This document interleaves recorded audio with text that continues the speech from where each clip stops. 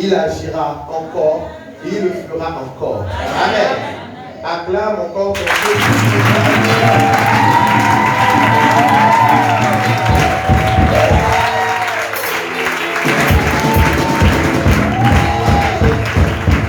Pendant les temps d'adoration, le Seigneur, le temps de louange et d'adoration, le Seigneur pouvait déjà me parler en me disant: quelqu'un a été guéri des mal du pied.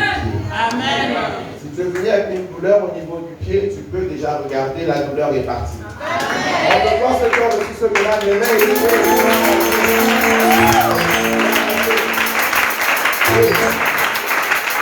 Il a commencé. Il a dit: pendant ces temps de louange et d'adoration, Certains ont commencé à recevoir la guérison au niveau de leur dos. Regarde ton dos est guéri, tu n'as plus mal au dos. Regarde seulement. Regarde seulement. Regarde seulement. Il y a plus de... Il a commencé à changer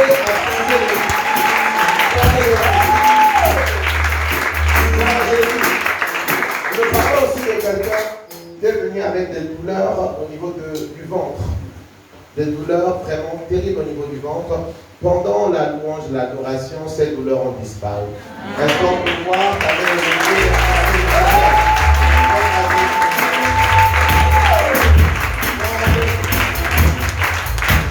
sa puissance, sa présence est réelle.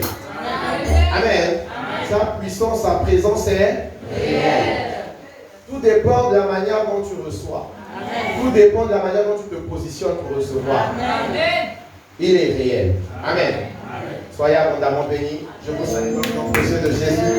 Je vous souhaite la bienvenue dans le culte et dans ce mois d'honneur.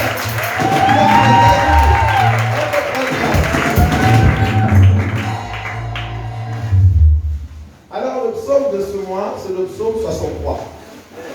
63, un psaume puissant, un psaume qui révèle l'honneur que Dieu fera dans ta vie en ce mois. Alors, nous allons passer d'abord à des paroles prophétiques que le Seigneur a relâchées pour ce mois. Et je vous prie de préparer les éléments pour s'aimer, pour sceller. Amen. Amen. Moi, je vous assure, je ne peux plus venir à ce culte sans rien pour semer. J'ai préparé mes éléments aussi. Ils sont là. Je les ai préparés. Parce que, les amis, nous tous, nous cherchons la gloire de Dieu. Nous tous, nous cherchons la réalisation des choses de Dieu dans nos vies. Amen. Oui. Il y a des choses, quand il fait, tu sais que tu en as aussi besoin. Et quand tu sais que tu en as besoin, tu saisis. Même si c'est toi qui l'utilises, mais tu sais que tu en as besoin. Oui. Regardez les amis, le vase qu'on utilise parfois pour transporter de l'eau pour laver les autres vases, ce vase parfois a besoin d'être lavé. Amen. Amen. Il faut apprendre à saisir. Nous commençons avec Ésaïe 54. Ésaïe 54, verset 4. Prophétique, sorti de la parole de Dieu, verra son accomplissement au nom de Jésus. Amen. Il dit, ne crains pas, car tu ne seras point confondu. Amen. Amen. Ne rougis pas, car tu ne seras point déshonoré. Amen. Mais tu oublieras la honte de ta jeunesse. Amen. Et tu ne verras plus l'opprobre dans ta vie. Amen. Gloire à Jésus. Moi, je commençais là. Amen. Ça me concerne. Ne crains pas. Tu ne seras point confondu. Ne rougis pas, car tu ne seras pas déshonoré. Amen. Tu oublieras la honte de ta jeunesse. Amen. Et tu ne te souviendras plus de l'opprobre.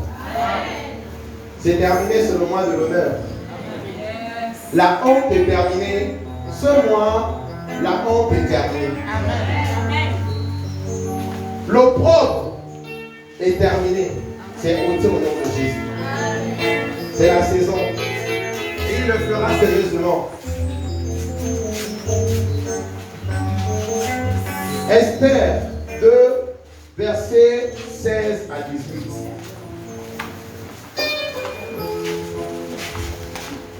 Il est dit, Esther fut conduite auprès du roi Ahasuérus dans sa maison royale.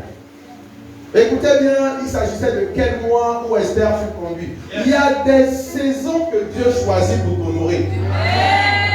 Il faudrait que tu sois sensible et tu saisisses cela. Amen. Il y a un temps déterminé par Dieu pour changer le cours de ta vie. Il y a un temps. Il y a un temps. Il y a un temps. Amen. Et lorsque ce temps arrive, il faut comprendre le temps et te laisser guider.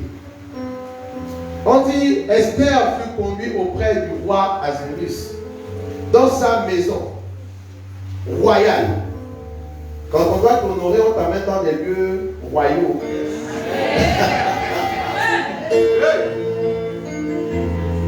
Le 10e mois. Nous sommes en quel mois? C'est le mois choisi pour honorer. On vient de faire ça hier, on a et Paris.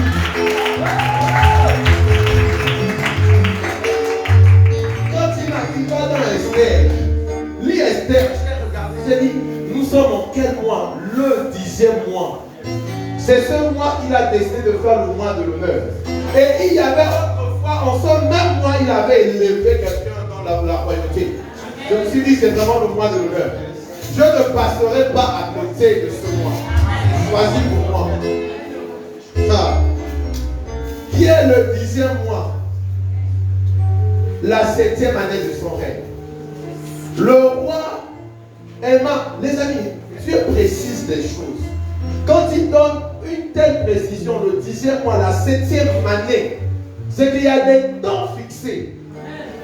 Il y a des temps fixés. Et si tu avais déjà raté un temps fixé, ce matin, tu rachètes le temps. Dieu te fait racheter le temps ce matin.